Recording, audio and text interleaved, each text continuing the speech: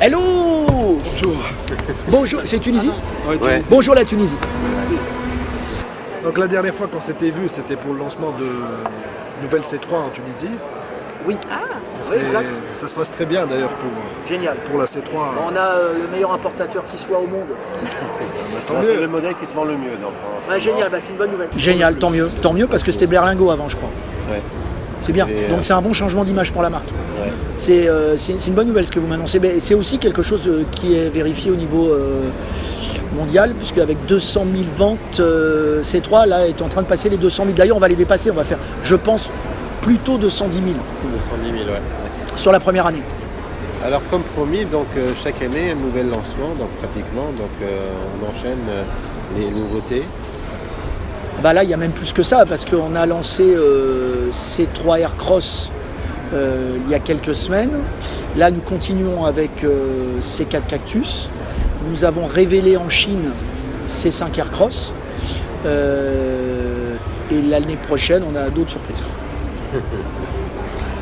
Alors pour C4 Cactus en particulier, donc c'est un changement de mi-vie comme vous avez dit. Mais est-ce que ce genre de modèle, si les ventes étaient vraiment au rendez-vous, si elles dépassaient vos espérances, est-ce que vous feriez comme ça un restylage de mi-carrière aussi rapidement? Bah alors, le restylage, il est vraiment à mi-carrière. Il n'y a pas d'anomalie sur... Enfin, il n'y a pas de lien de cause à effet. En l'occurrence, si ce véhicule ne se vendait pas, on ne l'aurait pas fait de restylage. Je pense qu'on l'aurait arrêté. On en a vendu quand même 260 000. Donc c'est au contraire, je pense qu'il faut le voir autrement. C'est un véhicule, le fait que vous soyez là aujourd'hui avec nous et que nous présentions ce véhicule est plutôt une récompense pour le cycle de vie du véhicule. C'est-à-dire qu'on rentre dans une deuxième étape. Ce véhicule, il est clé pour Citroën. Parce que c'est le véhicule fondateur de la nouvelle approche stylistique de Citroën. Toutes les voitures qui sont sorties après C4 Cactus sont des héritières de C4 Cactus. C3, c'est une héritière de C4 Cactus, je pense qu'on peut en convenir. C3 Aircross, le SUV, c'est un héritier. C5 Aircross, le gros SUV qui sort en Chine et qui arrive ensuite, est un héritier. Et ce qu'il fallait, c'était simplement réinventer C4 Cactus pour lui donner une mission plus adéquate à ce que le marché attend et aussi qui répondent à ce que nous avions besoin de faire avec ce véhicule dans la gamme. Et c'était le meilleur véhicule pour le faire, parce que ce modèle, donc, comme je vous l'ai dit, est une référence en matière de design. C'est quand même un véhicule qui a été récompensé dans le monde entier pour son approche, pour son design. Par contre, c'est un véhicule qui devait être adapté, puisqu'on est quand même 4 ans après son lancement, au monde moderne de l'automobile et à son segment. Donc ce qu'on a fait d'abord, première chose, on savait que le véhicule avait été beaucoup récompensé par des grands prix de design, mais qu'il y avait quand même énormément de clients qui ne l'achetaient pas parce qu'ils le trouvaient trop radical en matière d'esthétique. Donc ce qu'on a fait, c'est qu'on l'a assagi, on l'a berlinisé, on l'a rendu plus sérieux, c'est-à-dire qu'il n'a pas du tout perdu de sa, comme les Anglais disent, de son caractère, de sa boldness. Mais par contre, on a fait un travail simple, par exemple les air bumps, qui étaient avant inamovibles et qui étaient un problème, puisqu'on ne pouvait pas le vendre aux grandes flottes, puisque les flottes voulaient sticker les voitures. Oui. Sur C3, on en a tenu les leçons, on l'a réduit et on l'a fait en option, donc on peut l'enlever. Donc là, on l'a mis en position basse, ça reste un air bump, on l'a mis en position basse, on l'a fait évoluer pour lui donner beaucoup de caractère, mais en faire une berline. Premier point.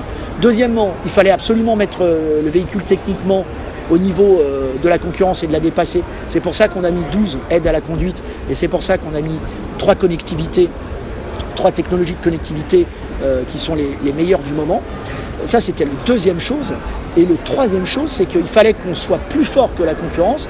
Et pour être plus fort que la concurrence, il fallait qu'on prenne... Alors, il y a plein de manières d'être plus fort de la concurrence, mais quand vous êtes sur une mi-vie, vous ne pouvez pas tout réinventer. Donc il fallait prendre la technologie disponible pour le faire.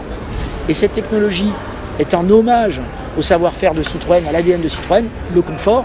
On est intervenu donc sur les suspensions, avec une nouvelle génération de suspensions qui sont les bouquets hydrauliques. On a ensuite travaillé sur les assises, sur les sièges, avec une toute nouvelle génération de sièges, larges, très confortables, à coussinets, qui rend hommage à ce que vous avez ici sur la CX ou même ce que vous avez connu sur la GS, c'est pour ça qu'on a amené ces véhicules aujourd'hui.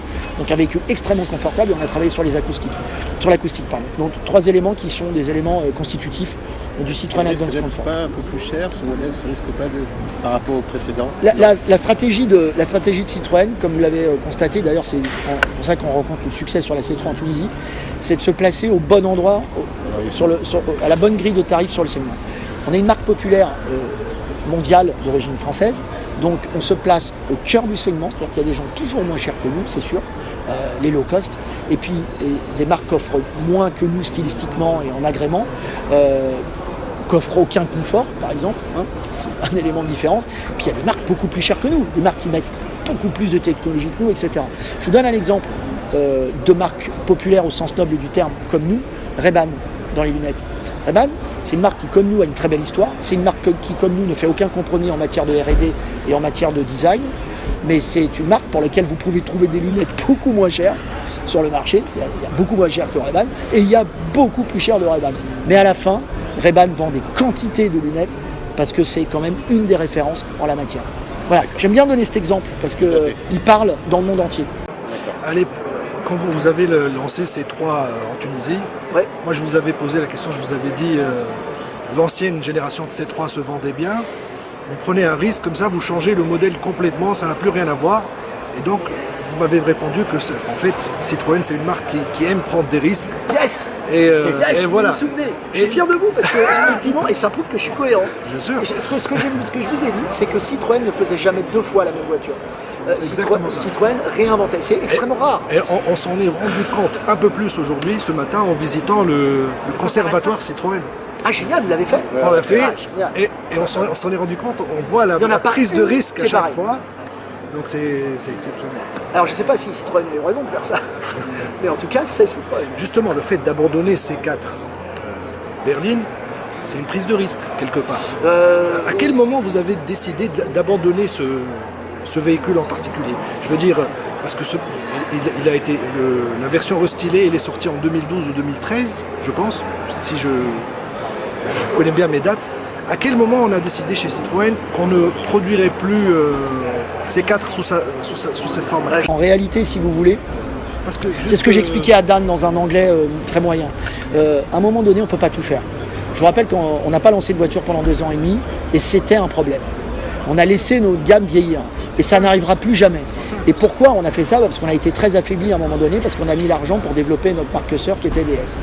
En l'occurrence, aujourd'hui, DS est séparé, Peugeot est séparé, enfin on est sous le même groupe, mais chacun a son plan produit indépendant. Et l'objectif, c'est de lancer chaque année une voiture Citroën par continent. Et on ne se retrouvera plus avec des années sans lancement. Et nous avons écrit, parce que nous aurons moins de modèles dans la gamme, nous avons écrit notre plan produit à 10-15 ans, déjà, il est déjà écrit. Donc on aura moins à l'avenir ce problème de « tiens, il faut que je réponde en urgence à une problématique ». Alors on l'aura toujours parce que le marché de l'automobile n'est pas figé. On le voit bien, l'électrique est en train de monter, il ne montait pas il y a 5 ans. Donc on est obligé de faire on est obligé de s'adapter industriellement et on est obligé de s'adapter même en termes de stratégie produit. Mais les grandes masses, elles sont quand même relativement figeables. Et l'idée, c'est de ne pas commettre d'erreurs dans le plan produit. Et on en a commis par le passé, incontestablement. Voilà. Parce que là, en l'occurrence, on lance énormément de produits. Donc là, cette année, on a fait nos lancements des 2 SUV, un en Chine, un en Europe. L'année prochaine, on inverse. C5 Aircross, il est là, hein, vous l'avez vu. C5 Aircross, ça va être sublime chez vous, ça. Hein. C5 Aircross arrive et on enverra ces 3 Aircross en Chine. Mais en 2020, il va y avoir une belle nouveauté aussi. Il y aura d'autres nouveautés avant. Il y en a même que vous ne soupçonnez pas. Voilà. Citroën nous surprendra toujours. Exactement. Et je peux vous dire que ça va être extrêmement fidèle à ce que je vous ai dit il y a 1 an. Ça sera quelque chose qu'on n'a pas fait encore. Voilà. Merci beaucoup. Merci.